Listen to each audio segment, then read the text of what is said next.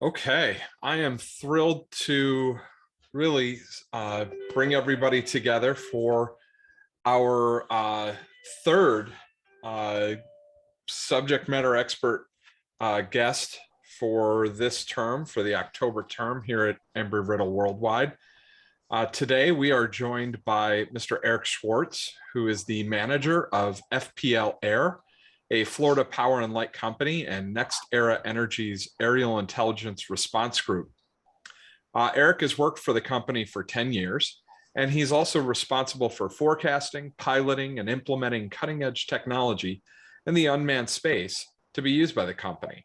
He's served in other roles as well, including quality deployment lead, smart grid and innovation manager, reliability program manager, and delivery assurance lead. Prior to joining FPL, Mr. Schwartz was an engineer for Emergency One, a leading fire apparatus manufacturer, where he designed aircraft rescue firefighting trucks, or ARF trucks, and K-Rain, where he designed irrigation sprinklers. Mr. Schwartz holds 15 work patents and 9 personal patents. He earned a bachelor's degree from the University of Central Florida, an MBA from Florida Atlantic University, and is a certified Six Sigma Master Black Belt. In his spare time, you'll find him pursuing entrepreneurial interests, designing children's products for mothers on the go, and spending time with his family. In addition, I've had the pleasure to work with Eric on a prior coordinated effort on behalf of the state of Florida for an entry for the UAS pilot program, the IPP. And we are both on the AUVSI Florida Peninsula chapter's board of directors, where Eric will be serving as the incoming VP starting in January. So with that, I'd like to turn it over to Eric. Thank you, Brent. Can you guys hear me okay? Yes. Okay. I'm going to, can you disable the sharing, Brent? And then I can share my presentation.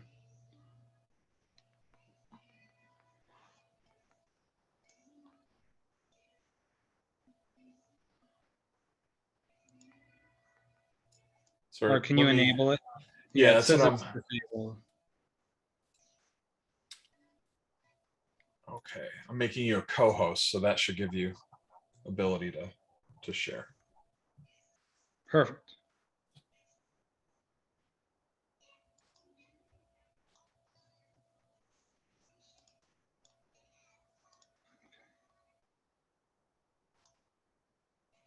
Okay, can you guys see the PowerPoint now? Yep. Perfect. Okay. So pleasure to meet you guys. And so my name is ESchwartz. As Brent said, I'm the manager of FPLAir. And we have multiple responsibilities, and we'll go over most of the the drone stuff today. And then afterwards, there should be plenty of time for questions. So under my team, we are responsible for anything unmanned, and that's whether it's a drone, a robot, like a rover or spot, and we're also piloting autonomous vehicles and other stuff at the utility. But today we're going to talk about the drone side. So under my group, we have 3 verticals that we are in charge of. So one is what we call blue sky, which is a day like today. Here in Florida, no storms and just a regular work day. And that's run by my team under Heath McLemore.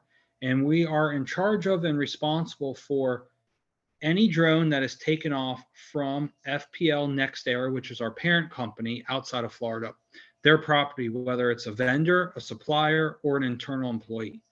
And just to give you an understanding, and you'll see it in a minute, we average about 30 plus flights. And when I mean flights, missions a day. And a mission can have anywhere from 1 to 15 to 20 flights. And so we'll go over that in a second. We also have a special program because we're an electric utility, we have union employees that we've been working with the union and the crews that go out into the field to use small, say 2-pound Anafis and Skydios and small DJI drones to use for investigation purposes. And then we have a vertical for our R&D group that we have what's called a Partnership for Safety Plan with the FAA, a PSP. And we've been working with them under 2 areas, a drone in the box for highly automated beyond visual line of sight, and Teros, which is a large-scale UAS. And then lastly, Nexera Energy, which is our parent corporation, we are working with them to do and use LiDAR to go out and fly and map pre-construction properties for solar and wind farms to be able to help engineering and permitting and construction better understand the layout, topography, hydrology, and all sorts of survey needs. So on the side of what we call Blue Sky, our operations team, it's built of 4 people, and those are on the left. But on the right, I really want you to see is what people don't realize. And my team, FPLAir, and FPL as a company is not one to go out and put news articles out and say brag and so forth. But we are probably one of the largest and busiest drone fleet companies in the world. And if you look at our evolution, this year alone on Tuesday, we broke 100,000 flights for FPL Nexera. So today alone, we had 50 pilots out in the field across the country flying, averaging 10 to 20 flights per day. So you can imagine how many, doing 500 flights a day or even more, you can imagine potentially, how many, flights, 100,000 plus. And it's been a quick journey. From 2018, we had 1,200 flights, and 19 was 5,800, 22, 22,000 plus last year. And so we're really excited on the opportunities and the value. And in all of those flights, I would say 90 to 95% of them are line of sight, pole inspection. And they're just going from pole to pole to pole, looking at the overhead equipment on the pole, taking pictures of different angles, visual and thermography. And then another 10%, give or take, is solar panel thermography, looking at hot spots, dead spots, and then pre-construction for the LiDAR. We just built out a futuristic FPLAir command center that, our goal, and we'll go over it, is that we're working on what's called highly automated beyond visual line of sight with the FAA, highly automated BVLOS, which means that we want to eliminate the pilots in the field. Currently, we have a 2-mile EVLOS, or extended visual line of sight BVLOS waiver. What does that mean? It means that we can fly with a 2-person team locally at a location out 2 miles radial, so 4 miles diameter. And if we wanted to go extend it out another 2 miles, every 2 miles, we have to then have another visual observer every 2 miles. So we could fly 100 miles out, but we would have to have 50 visual observers, or remote visual observers, in constant communication with each other. So what the goal is, and what we've been working on is, and I'll get to it in a minute, and you'll see it, is with our drone in the box program with the FAA, is with a radar, a localized radar there to be able to act as the detect part, not the avoid, but the detect within a certain mileage range. And then we can then have the RPIC, who is remote, do the avoid mechanism, which would be go safe, land, or maneuver around incoming uncooperative traffic. As I said, we have an RS pilot program, which is called Restoration Specialist. Those are single electric workers that are out in the field doing investigation tickets. And so we've realized using drones as a tool in the toolbox is being able to have them have this drone so they don't have to go in people's backyards. They don't have to go and climb into vegetation areas that are inaccessible and so forth, to understand what's out and what's not. And then from there, they could fly, understand it, and then call in the vegetation team or the crew to then fix the problem. So next is the FAA Partnership for Safety Plan. And so the goal is, beyond visual line of sight and highly automated beyond visual line of sight.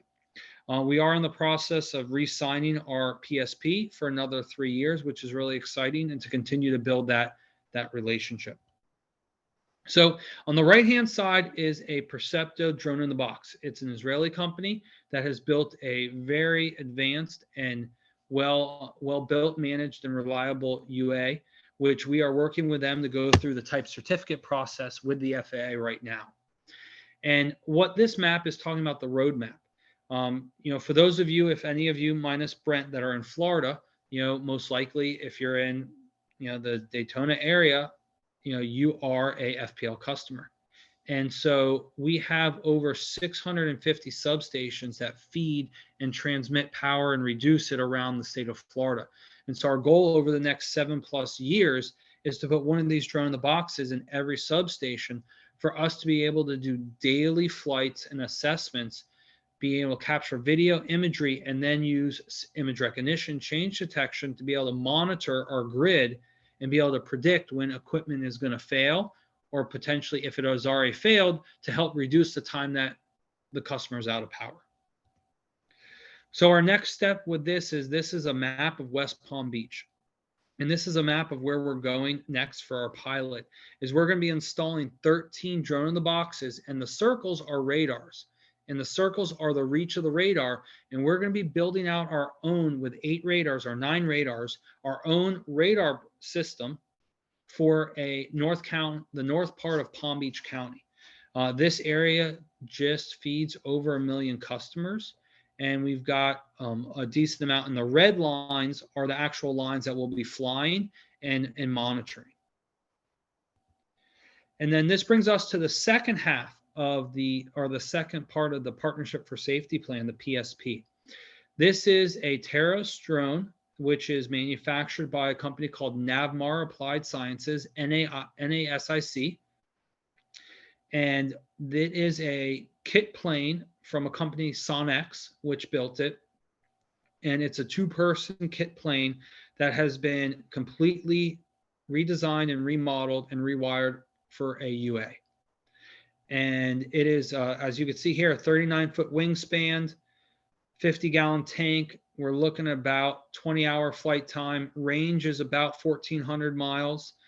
And it's got a 600-pound payload capacity. And our goal with this is to map the entire state of Florida, our entire infrastructure, with LiDAR, visual imagery, thermography, hyperspectral, multispectral, to look at all sorts of different things from build a 3-dimensional twin of our network, and also our vegetation issues and other stuff as well for solar and so on. I'm going to attempt to play, and let's see if it works. Can you guys see the video? Yes, we can. Okay, It's perfect. coming through with audio. Good. It might be a little delay, but so this is just a little brief of what the Teros looks like, and in the end, you'll see it fly and take off. We've put about 21+ hours on the UA right now. It's up at Griffiths Air Force Base, which is one of the 7 test sites. And it's been up there flying and getting all of its initial hours for an experimental certificate, a SAC-EC.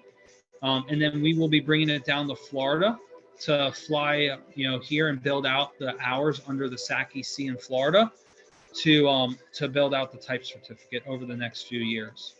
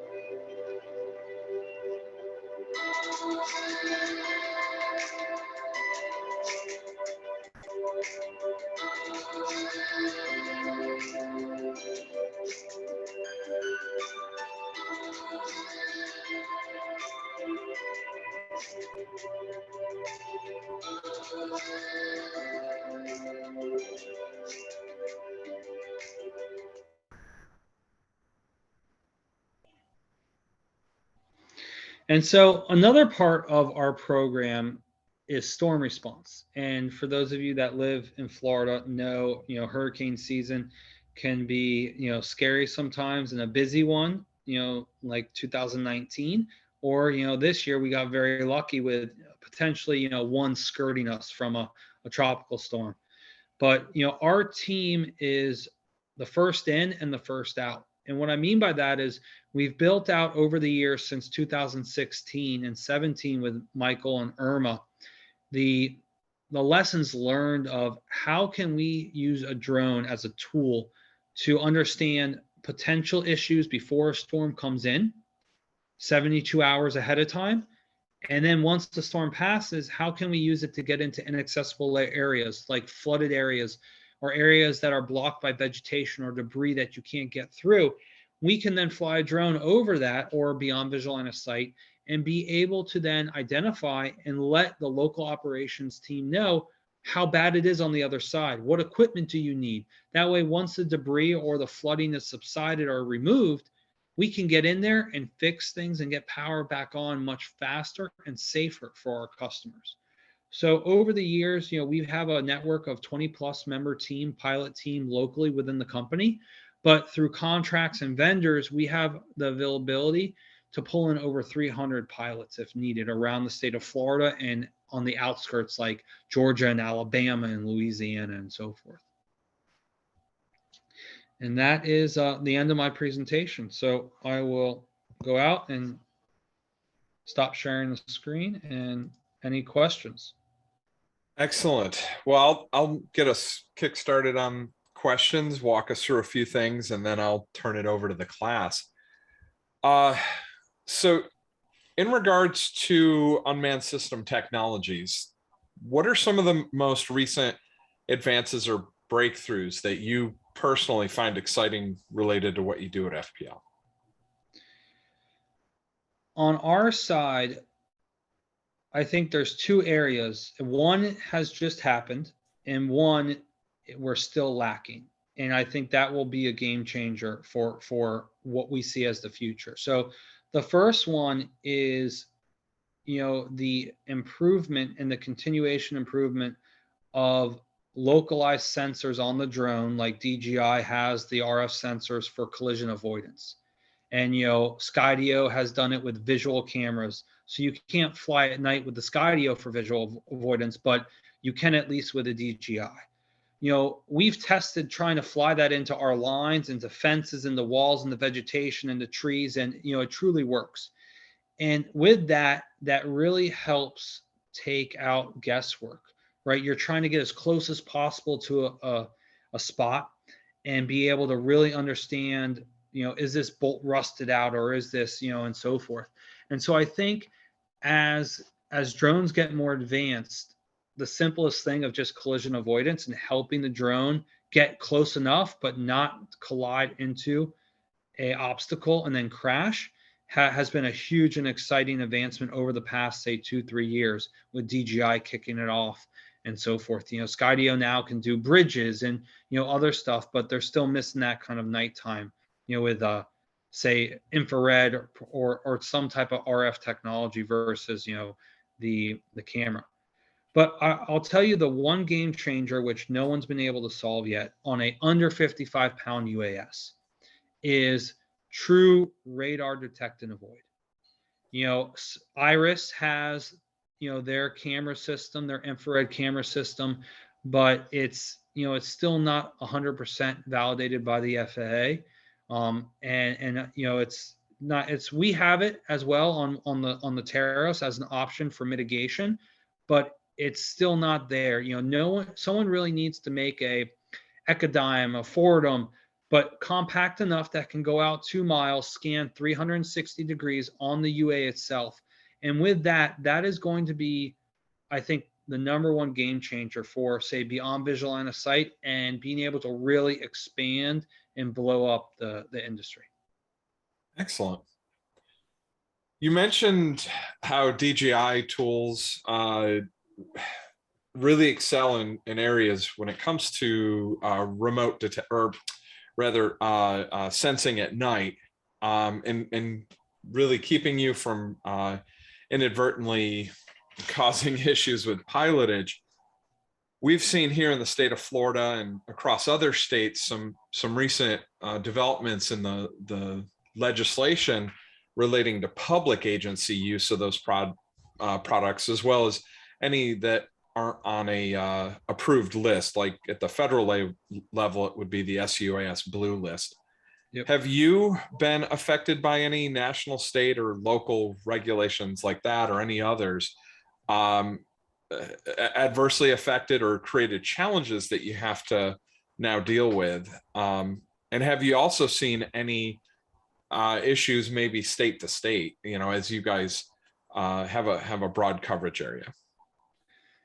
On our side, since we are an FPL NextEra is an investor-owned utility. So we don't take state funds on that kind of sense, like say Tennessee Valley Authority, which is a utility, but it's a cooperative that's run by the government. So they have to, abide by, say, that SUAS blue list. There are some what's called FERC-NERC, which are federal regulations for transmission and power generation, that they've started RFIs or inquiries about who's using DJI or Chinese manufactured drones. We've made a personal goal, as much as we love DJI, and I would say at least, it used to be 100% of our systems were DJI, right? DJI still is the only platform for our regular blue sky pilots that can capture a visual and a 640 thermal imagery, which is what our reliability and a lot of our internal customers need. And so we can't move to an Anafi thermal, with Parrot, or move to an Altel or someone else, because no one has that high res or the 640 thermal camera capability. And so that makes it, not to say difficult. At this time, there are no regulations for private companies unless you're getting, federal funding. But it's, also, if you really dive into it, you look at it from our side, is critical infrastructure on the side of 99% of critical infrastructure is on the side of roads. It feeds the building you're in right now, Brent. It feeds all of your homes that the students are in. And you can go outside just like any foreign national or spy and take a picture of any one of those poles, right? So as long as we follow what the DoD has, recommended for, not using company laptops, not, doing the tracking, flying off grid and so forth, which we follow and do, we continue to abide by that. But we are waiting, we like the Skydio, and, we like the Anafi thermals. We just bought some Watts Innovation prisms for LiDAR. So we're trying to expand away from DJI, and our goal is to eliminate and eventually scale out. But they're the most advanced and they're the cheapest. And when we have to make a budget from an investor-owned utility, my bill, just like Brent, your bill, pays my salary. And so you have to be, you can't just spend money to spend money. And so, and also when you prove out the safety and the technology, DJI hands down is still, 95, probably 90% of the world, drone fleet and commercial fleet. And so it's hard to challenge it. But, we are seeing some other companies go down that route of going to other non-Chinese manufacturers, and it's not easy as well. It's still, it's either really small or really big. And there's not that in the middle that can do two payloads and that really can do what FPL is looking and needs at this time.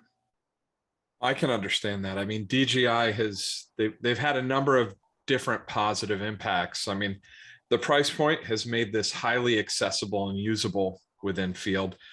Additionally, they've done what I would term the amplification of the technology, meaning they've built a comprehensive, cohesive, connected infrastructure that allows you to get end-to-end coverage. We really need to see, as we as a country move forward with this, if we're going to start to implement this, more or less you have to follow these vendors, off an approved list. We need to start making some domestic investment in US production, because really that's what's lacking. We don't have even what we had 10 years ago. If you recall, we had a lot of what I would call garage-based developers, folks just working in teams of 3 to 5 in as low budget, low rent as they could get, but they were coming up with some creative concepts. We don't really have that going on anymore. No, I mean, you still have, you have onesies, twosies, right? Parrot's coming in with the Parrot USA up in Boston, using that as a manufacturing facility. You've got Skydio. I'll tell, and you don't really have anyone else. And even in that sense, right, Skydio is going after a certain market, right? And unless you do what, DJI did and just go after the masses first and try to get that, kind of coverage and that fan base, it's going to be tough for, unless the government, like you said, goes in and really invests in a few with grants and so forth. But I mean, look, that's how a lot of these companies started. Skydio, Precision Hawk initially with their fixed wing, and Watts Innovation, and a handful, right? It's all kind of startups and mom and pops, and starting with friends and so forth. So, I think there's going to be some opportunity. It's not as easy, right? And I think until they finally lay down the hammer and then also see that they have to reinvest, which then should help. So one of the things that we as graduate students, and that's what I have two classes here tonight.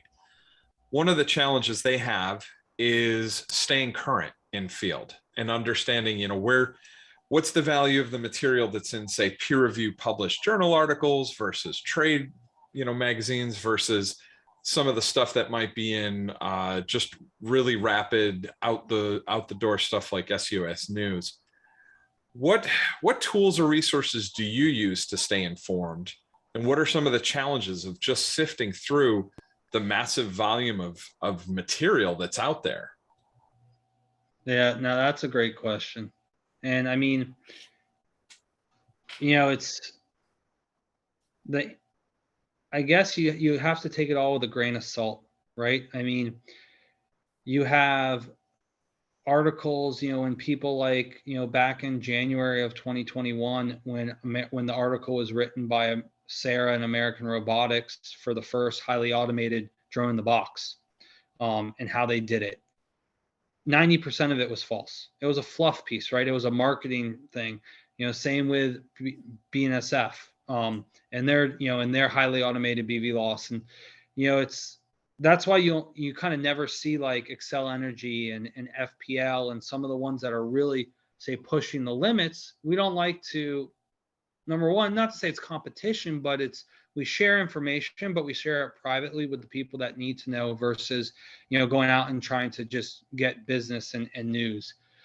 And it's tough because you've got, of course, all these companies that need that marketing and need that opportunity to then be able to get more investors and become clients. And I think the best opportunities are really, going to just some trade shows like AUVSI, the Drone Expo in Nevada, at Las Vegas that they put on, and then there's another energy specific drone conference in Texas. But conferences and listening and watching panels and webinars is, I think, the most value and the most real you're going to get versus reading a news article or following Patrick Egan and watching him go after Precision Hawk and the FAA, right? So SUAS News is great just to stay current, right? Hey, what's out there? Who's doing what? Maybe reach out or so forth. But I mean, and we still do that, and I do that all the time. But then when you call these companies, it's smoke and mirrors. And not to say it gets frustrating, but you still need to do it because you need to stay current, right? You need to stay ahead of the eight ball or whatever the term is. And so that's why I say you just got to take it all with a grain of salt, right? I'm not one to reading white papers or reading articles, on like the full research study or so forth. Look at the abstract. You can really see if it's worth it. But for the most part, I think, looking at, SUAS News and just keeping current on, on the article, like, what recently what's it called? The Walmart article, right? With Zipline and DroneUp. I mean, you go to DroneUp's website and it's one page and it's absolutely nothing. And it's just like, they say they're operating 50 miles beyond visual line of sight, like Zipline is, in Arkansas. And it's, there's yes and no's to that, right? There's visual observers. There's a lot of different things that go along with a lot of these, that they don't tell, right? And so, but I think you still need to stay current and look at everything, but just understand and take it with a grain of salt and call and say, hey, if you're interested, what was this? We'd like more info and so forth like that. Outstanding. Well, with that, I'm going to turn it over to my students. I see we've got a number of hands up. So Eric, just to give you some background, these are graduate students most of them are in the Master of Science in Unmanned Systems degree. Many are professional, experienced aviation experts in their own right. They come to us with sometimes with substantial history in manned aviation experience, in maintenance, operations, as pilots, etc. So the first up is Christian Kang. Thanks, Brent. Hey, Eric, before I ask my question real quick, I just want to say your use case really resonates with me. I got my start in UAS with the State Farm Catastrophe Team, and one of the first places we got deployed was to Paradise, California after the PG&E debacle. So your use case and scoping a lot of your your utilities and staying ahead of the game, that really does, and it might be lost on a lot of people. But speaking of which, I wanted to ask you, because you are flying pretty pretty close to the public and in private areas, and over people's backyards, I would imagine. What kind of public perception have you seen in Florida with your operations, and are you required to then notice, or how do you approach that? No, great question. And that's something that keeps me up at night, almost every night. So in the state of Florida, there's a statute 934.50 that does not allow UAS to take video or imagery of people's property without their permission. But there's an addendum in there, F or K, that says if a utility has an easement or equipment on someone's property, the utility can take imagery of their said equipment. So on that side, it's hilarious, right? You could set a helicopter, 500 AGL, 1000 AGL, 20 AGL above someone's private property and take all the pictures you want. But if you do it with a drone, technically privacy law.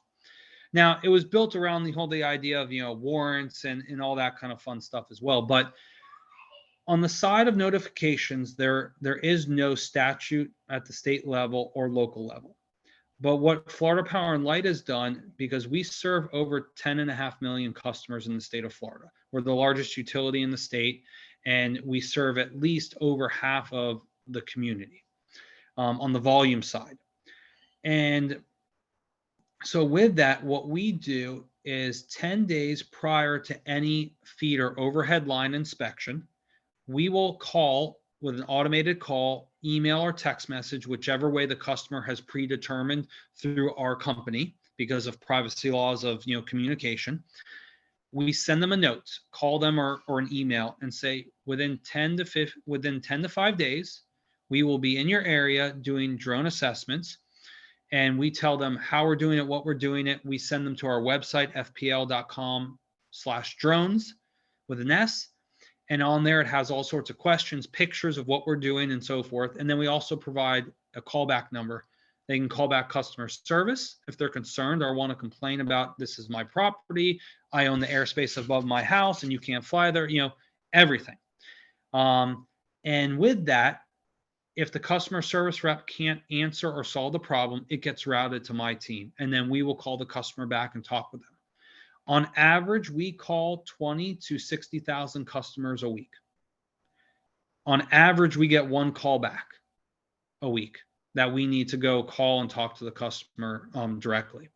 And, it's been great. We did a whole focus group about 3.5 years ago, because what we were seeing was we've never had a drone completely shot out of the sky where it's fallen and crashed. But we've had 3 that have been shot at and have bullet holes in them. We have video of them being shot at. We've had rocks thrown at our pilots. We've had them verbally abused. We've had guns pulled on them from, people coming out on their property, and we're not on their property, we're on the street. So we did, for safety reasons, we did a whole focus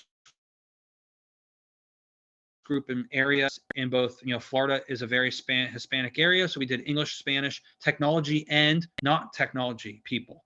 And we did 7 focus groups of each. And we got some really good feedback from what should the automatic call out or message say? What should the pilots be wearing?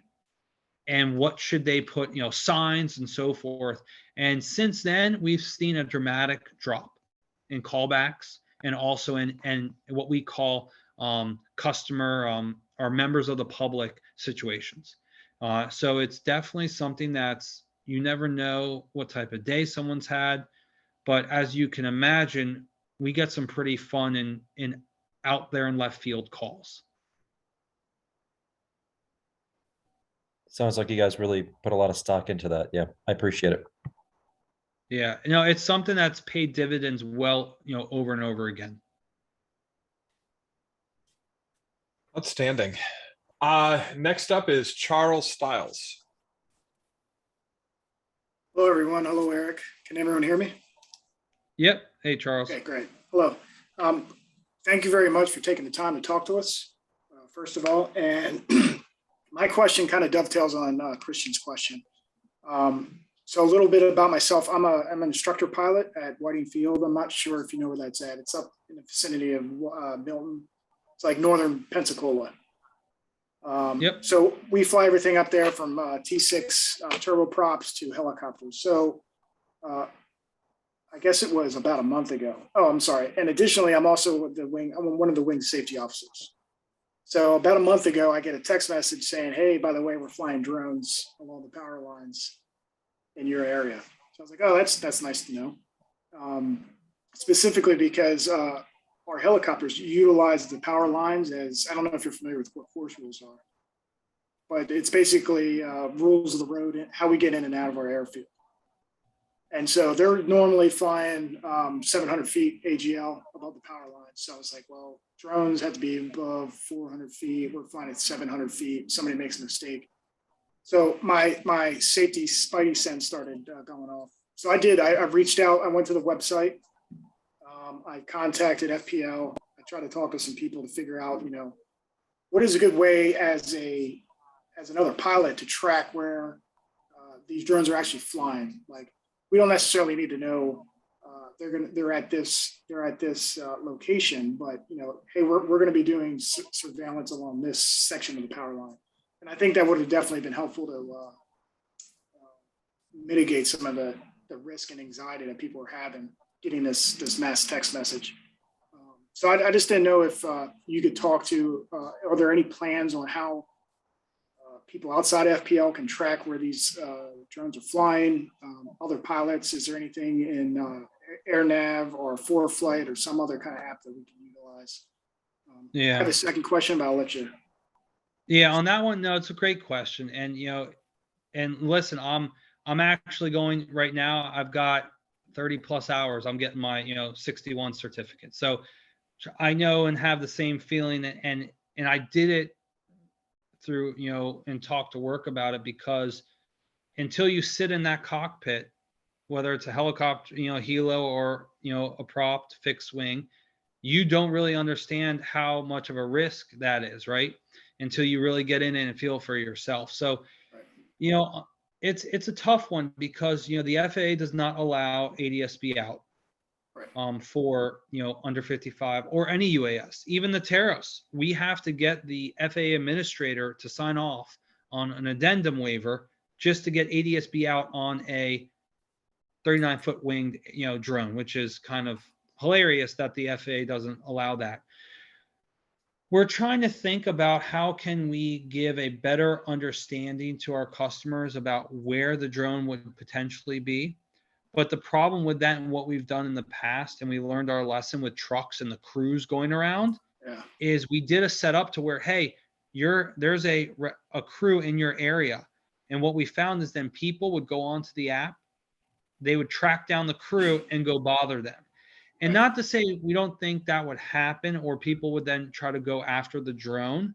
But I think as we continue, we could do a better understanding of, giving you an idea, say zip codes or, or a better location of where that. Now, I'm guessing the airport is an untowered airport. The one we fly out, our home port is a tower airport. We actually have two towers. They're mirror imaged airfields right next to each other. Okay, so with that, on that side, if it was a towered airport, we would have had to apply for a Lance. We would have also had, what we do is we have COAs for all the towered airports.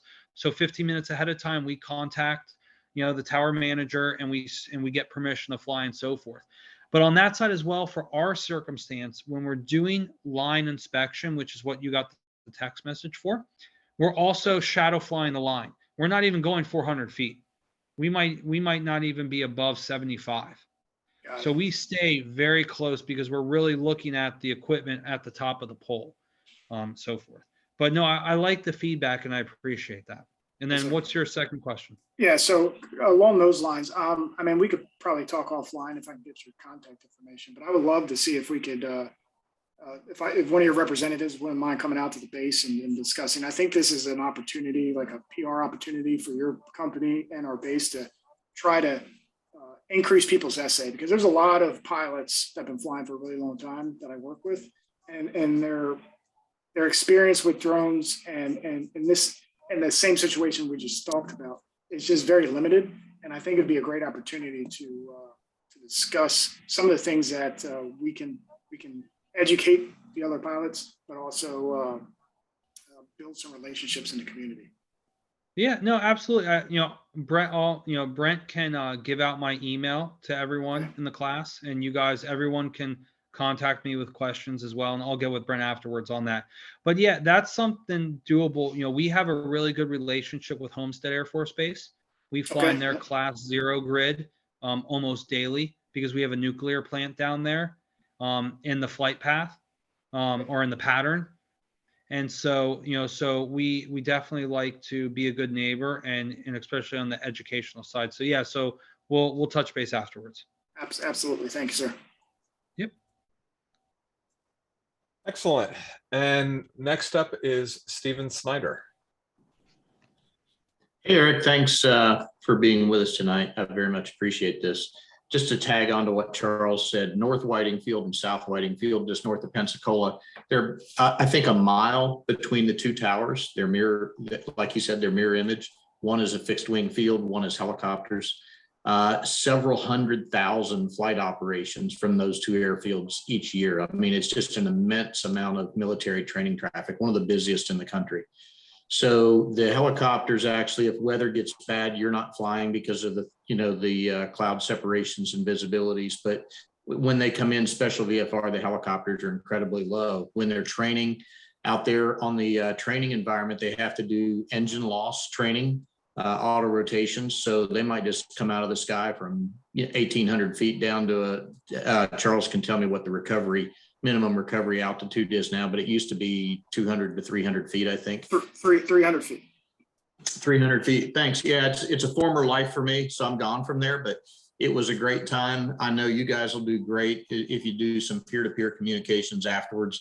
But specifically, I did some research on UAS in the utility infrastructure a couple of years back. It really interests me. So with you all, you mentioned Skydio, you mentioned Anafi.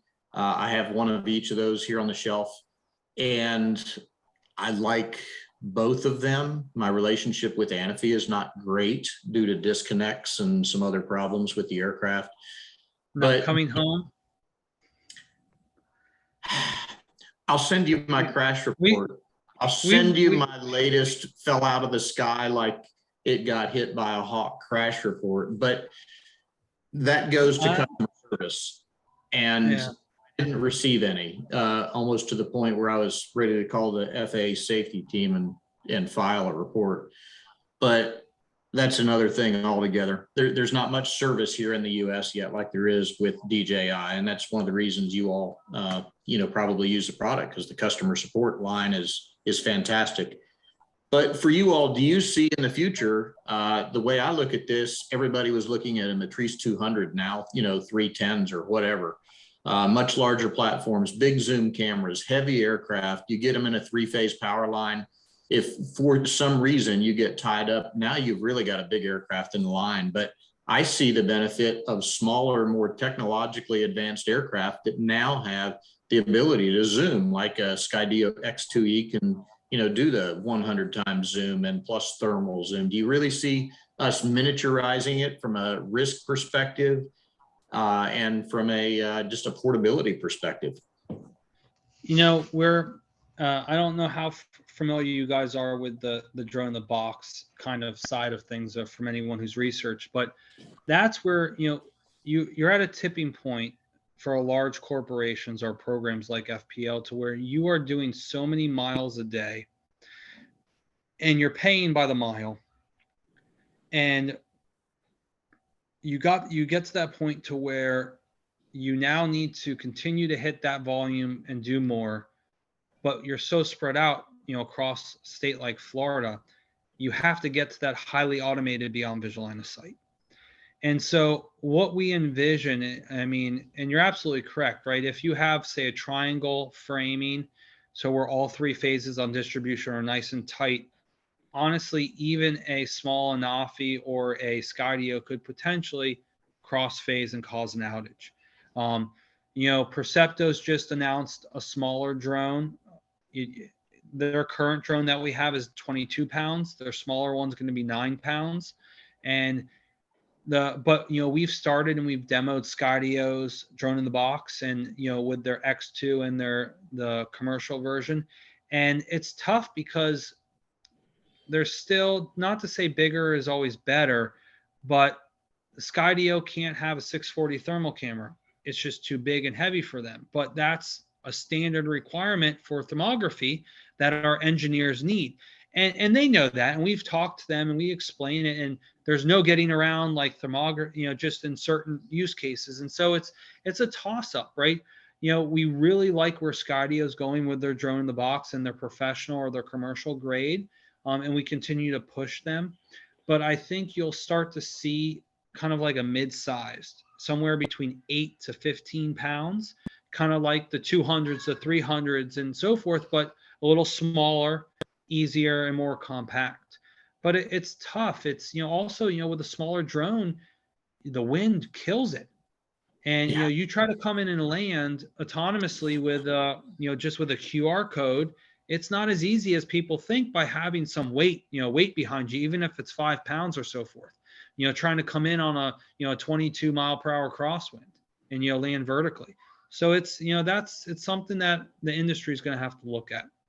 And it's a mix, right? We look at drones as a tool in the toolbox, whether it's manned flights, visual line of sight, beyond visual line of sight drone in the boxes, the large scale drone Teros, drive autonomous vehicles one day with LiDAR sensors and scanning versus satellite imagery for near infrared bands and visual. It's going to be a full-fledged, multi-layer approach on how these bigger companies like FPL are going to build out their program, because it's not one size fits all. And I hate to capitalize on things, but if Dr. T will give me a little bit of latitude, it's a real interesting field to me. I did, in my case study, I looked at that at pole inspections, and 2 persons, whether it's a truck, whether it's someone climbing on a pole, I averaged about 0.6 of an hour is what I came up with, ×2 for a pole inspection. And then there's complications, single phase, 3 phase, how many other utilities are on the pole, cable, fiber, whoever, whether we've got old school copper up there. With a drone, depending on deliverables, and I don't know what you asked from your teams, how many pictures, stills, videos, but about 4 minutes on and off with a capable crew, which adds up to a huge time savings. And these are, again, just my basic research and estimations. I don't know if you could speak to how much you think that this is saved and getting the material off of the second part to this. Only my second question is, how are you guys getting it off the aircraft into the workflow? I know that Perdonalis Electric, they're using PLI. And Mike Bitsko, who runs or PLI itself or created that, it's pretty neat the way I see it come off the aircraft, geotag itself onto the GIS and self-assign the pictures to the pole. So it immediately moves into workflow. I don't know how you guys do that. No, great. I mean, you're spot on. I mean, we average, depending on whether we're just flying, depending on the mission type, we could say you're only going to take pictures of damage, or we're going to have you take pictures of every pole, 2 pictures, 4 pictures, visual thermal, or for certain business units, we have 11 pictures, 10 visual and 1 thermal, and they have to hit certain spots. But on average, it's 3 to 5 minutes a pole. So I was very impressed. And, you're talking about it's mandatory 2-person team. One is doing the flying and one is the visual observer. Not one's flying and one's the cameraman. You need a full-time visual observer for multiple reasons: for safety, to look to make sure the pilot's not going to fly into something they don't see, and also for deconfliction on the ground, for when people potentially want to come up and chit chat to you or yell at you or complain at you. So it's a mandatory 2-person team, but yeah, on average it's 3 to 5 minutes. And so that's pretty impressive, number on your end to get at 4. And it's tough. We average, depending on how close the poles are, what type of environment, whether it's suburban, urban, city, or so forth, we're averaging anywhere from 8 to 10 miles a day from one of our teams. Depending on where they have to park, it's all sorts of, and it can go, but they're out there cooking. And people don't realize how hard of a job it really is to do that and do it consistently day in and day out. And then their second question is, we have our own internal, what we call condition assessment program. It's been around for years, from when we did driving walking patrols. So what happens is that at the end of the day, the pilot comes in and they will upload their pictures into our AWS cloud. And from there, it'll get filtered away. And we have subject matter experts that review all the images. And then they will then put them into our condition assessment. It's very similar to yours. They'll look at the geocoding. They'll see if there's a picture with a damage or something. They then assign it to that pole in our GIS system, and then it goes into our work management system to do a work order and so forth. It's difficult on our end to take other people's products, like Precision Hawk has Precision Analytics, or Measure has a product. A lot of people have some really cool products that will automatically assign, and snap it to. But the problem is we have our own secure work management system that we've developed internally for our workers. And it's tough to make them, even through APIs, chit chat and work with each other. So it's something we continue to look at long term. But for the most part, it's just through AWS cloud. And here, I just blanked out for a second. Do your pilots themselves, do they have the ability to go out on a pole and say, hey, here's something in the primary. We've got vegetation in the primary, and actually say that it's a green, amber, or a red. That way, by the time it gets to your engineering team for a second tier analysis, they've already got something sort of bookmarked so that they can look at that a little closer. Yep. We train all of our pilots on our condition assessments, and we do a 1, 3, or 5. 5 being immediate, needs to be worked. 3 is it's on its way out. 1 is it's starting, not to say fail, but it doesn't look perfect, or it's not the standard. And so based on that 1, 3, or 5, we know how to prioritize what we're looking at. And then because you've got the engineers that are looking at it, you can dispatch your teams, obviously, with the right parts to the right pole at the right time, schedule it in your workflow. When I talked to Eric down at Perdonalis a couple of years ago, he said, Steve, he says, everybody was worried that we're putting people out of work. We're doing all this with drones. He says, in reality, we've hired more linemen. We've become more effective, and we were able to show the front office about $1 billion worth of savings if we take into account the SADI and SAFI indexes. And you can explain that if you want to, because you'll be better at it than I am. Now you're throwing out real utility acronyms. Yeah, there's actually a cost assigned to all those minutes of outages times customers. But what's interesting here too is, I'm in rural West Virginia. Between my farm and my neighbors, I can see his house, but it's 2 miles away.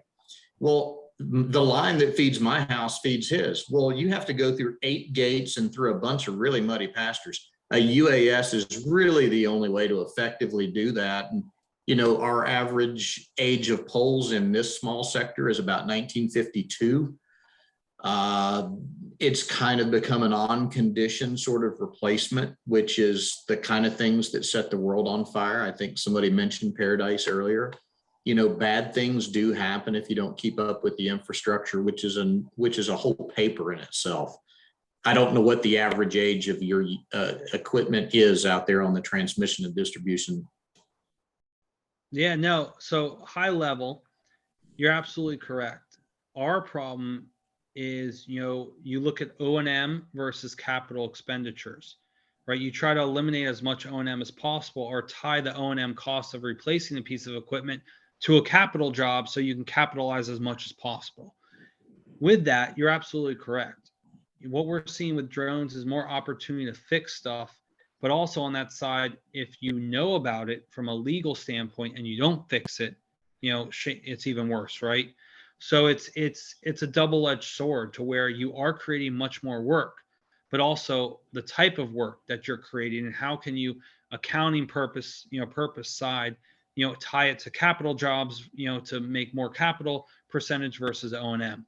And just to let you on our end, this year will be 100% out of the wood pole business for transmission lines. We have over 7,000 miles of transmission lines that are either steel or composite concrete for transmission. Then for our distribution program, we have a big, what's called hardening.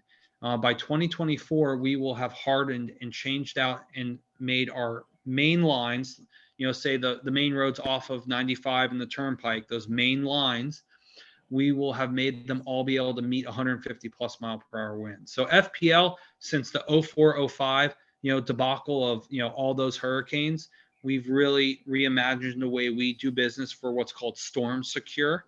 And you've got a lot of utilities across the country and world copying our hardening program for that kind of stuff. I lived in Clearwater in 04 and 05. I remember it very well. There was a tree on our house. The power was out while I was a Coast Guard guy, so I was out doing my thing. Wife was home. 04-05, I was in Orlando at UCF, and I had every single one of them cross the Central Florida. So it sure did. So when it sounds like you got contractors, you got in-house work and everything else. Safety management systems, how many of the pilots you actually training inside and operating 107, and how many are contractors, and how big is the safety management system? I would assume pretty robust. Right there, okay. Hi. Sorry, my son's coming to say hi. Hey, I'm almost done, and I'll be out there to play with you, okay? One more minute. It is time for me to shut up and go away. Hey. He's actually a really good drone pilot. So good. So Cammy, I'll let you sit on my lap after, okay? I'm almost done, Cam. So, if you want to sit on my lap, you gotta be quiet, okay? You gotta be quiet. Okay, go on the bed. So, no, that's a great question, and we, of course, like everyone else, 107 is a requirement. We train and have a ground school, which is 2 days, and a flight school, which is 3 days for all internal company pilots. With that, that's just to fly, say, an Anafi, a Phantom, a Mavic, a Skydio. If you want to go to an M210, a 310, or something else, that's an additional school. Nighttime flying, additional. Flight over people, which we have waivers for, additional. BVLOS school for our waivers, additional 5 days.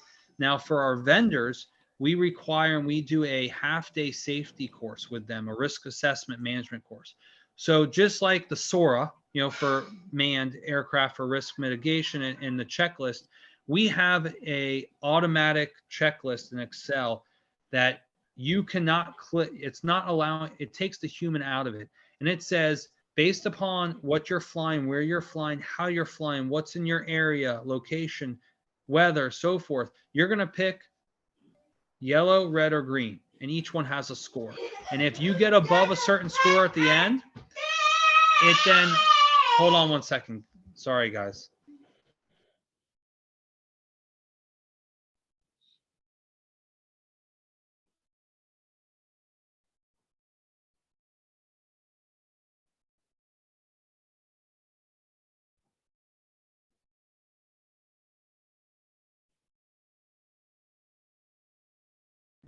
So with that, we have our own risk matrix that we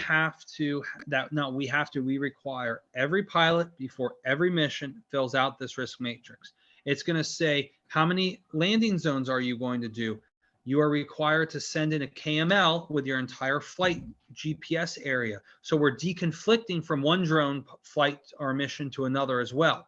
And we've had to deconflict as well a few times. And this is all done before they even go out into the field, before we even approve the mission. And so, as you can imagine, we're doing, 30 missions a day, pretty much. It's busy for my team. I mean, you think about, like, we're in air traffic control. Half of that group is ATC for drones. And, no one can take off or land, initially without our permission and without the approval. And so we use a few different apps to track. All of our vendors have air data. And so if they go over 400 feet, we get a ding, right? We've got battery and all sorts of other stuff. And then on top of that, we use a few different apps like T-Sheets and Salesforce for scheduling approvals and tracking and checking in and checking out as well, at the beginning of the day, at the end of the day. But, safety is our number one concern. And, they have to close out their missions at the end of the day in the app. We have to know that they've gotten home okay. And, there's a lot of stuff that goes into planning, and people don't realize, right? Initially, it's, let's go out and let's throw this drone up in the air and go fly.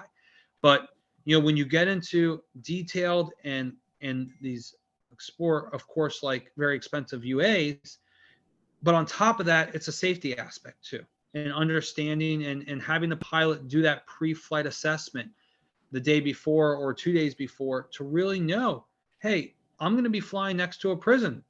I have to call the prison, right? I'm going to be requesting a lance, or I'm going to be flying, or I need to go through this gated property. So I should probably call the property management team or the company or so forth. And so it's really helped streamline and make sure there's less cancellations and push outs. But it also, on that risk assessment, it has everything from trees to, and then once they get on site, they have to do a separate part for pre-flight checklist, right? And then they do a post-flight checklist. So we followed, the SORA and also what manned aviation does with checklists very carefully, but with also a number scheme and a risk score. And if it's 200 plus, you could still fly. It just has to get approved by me, or, and it comes all the way up the chain. And that's what we make sure they understand, is that it's not there to not let you fly. It's there to make you aware of your issues that potentially could become safety concerns, and how would you mitigate them. So it's, great question. Hey, Eric, we have one last question, and then we'll let you get to family time. And we really do appreciate you being here with us. The last question is coming from Jorge. If you want to go ahead and ask, and then, we'll try to keep this as brief as we can. Yeah, sure. Hey, Eric. I'm Jorge. Just a really brief background. I'm going into my second year with working with Textron Systems. I'm specifically working program management, supporting Shadow under the hardware team. So, like I said, almost 2 years. I graduated from Embry-Riddle in Daytona Beach campus. The question I was going to ask was, what do you think is the biggest challenge that FPLAir is going to have in the upcoming years? At least that you think is the biggest challenge. No, great question. There's two parts. One is, a company like, say, a utility, that's not to say it's a technology company, but, the point of a utility is to provide power, right? We're not, what we've built here is never been done, right? It's a drone program or a drone outfit inside a utility. So number one, as you working at Textron, upper management CEOs, presidents, they have expectations, right? And how do you help continue to hit those expectations while on top of it, creating and moving along at the snail pace that the federal government allows you to, right? With beyond visual line of sight, with waivers, and what we're doing. And I'm sure, and I know the shadow, what that program pretty well, because, 3 years ago, we looked at Textron for a few of their VTOLs and some other stuff as they were taking them off from DoD to, try to commercialize them. And, on our end, it's twofold. It's, we have to build out a business case for the ratepayers, right? Because that's where we get our money from every 4 years. We go to the Public Service Commission, we get our standard rate for the 4 years, and that's our budget. And we always have to meet that or, exceed it, meaning come below it. And so on drones, right, it's tough because we're pushing the limits with highly automated beyond visual line of sight. And, image recognition is going to be a key, over the next year to, 3 to 5 years. And that, I think, if imminent recognition change detection fails, you will start to see the drone industry on the commercial side trail down, because you're going to get so big. One mission over a circuit of 8 to 10 miles could capture up to 1,500 images. And imagine trying to do that, 30 times a day to 50, 100 times a day. Now you've got manually all these people that have to sit in the back office and view 1,500 images. It sucks. You're not going to be able to do it and keep up with that. So I think, and it's not going to happen this year, but over the next 3 years, image recognition really needs to, machine learning, artificial intelligence really needs to come in and be able to take over to reduce that haystack to find the needle. And I think that's going to be a big one. And we've been working on it for about 3 years now, and it's still not ready. So. No, that's interesting. Hey, I appreciate you answering that. And I just wanted to say the part that you mentioned with, what y'all did to kind of assess people's reaction and getting their feedback. I think that's a really good idea. I mean, it sounds like so simple. Once you explained it, I'm like, oh, that makes that's common sense, right? I feel like everyone should do kind of similar to what your company did with kind of getting the public's opinions and, what is the most appropriate text message to send out. So I think that is a very smart, and like I said, it sounds like such a common, simple way to do it, but clearly there's not a lot of companies out there that aren't taking the time to get the public's opinions and their perspective. So, but yeah, hey, I appreciate you answering my question, and pleasure to meet you. No, thank you. Eric, thank you so much for joining us today and sharing your perspective and really bringing a new dimension to what it is that we're studying and examining as a collective whole here at Embry-Riddle. Class for my pleasure. And Brent, don't forget, you can share my email, and more than welcome to follow up with any questions or stay in touch with any of the students. Outstanding. Class, to receive credit for this week, as with the last couple sessions, you need to submit a brief discussion post. Specifically for UNSY 501, this is going to replace Module 9's future uses discussion. For UNSY 502, it replaces inspiring future missions. As you do develop your brief entries, consider how FPL and ERIC are enabling technological advancement and our understanding of the capabilities, performance, and challenges that surround UNSY and UAS specifically. So, thank you again, everybody, for joining us, and look forward to seeing you all in class.